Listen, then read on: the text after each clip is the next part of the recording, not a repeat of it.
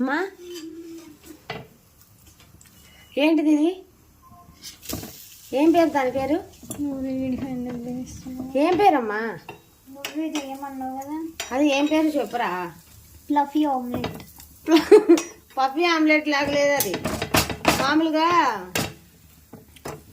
దోశ లాంటిది. అది దోశ ఉండేది కదా, ఇది కట్లెట్ అనుకుంటున్నావా? బడ్డీకి పెడతా. ఇంకా నార్మల్ దోశలు ఉంటాయి చూసావా, మినపట్టు అలా ఉంది. నేను పఫీ దోశ అంటే ఎవరు నంబర్ కలని.